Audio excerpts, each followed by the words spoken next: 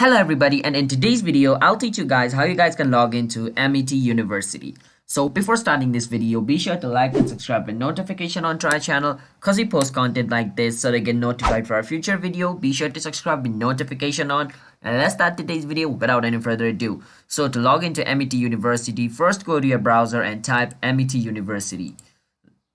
And after typing Amity University, search for it and then click on this link where it says www.amity.edu. Click on it.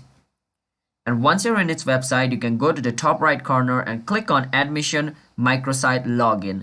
You can click on it and it's going to take you to this page. And over here, you can enter your form number and password and then click on Login. So after you enter a correct form number and a correct password and click Login, you should be able to log into your account.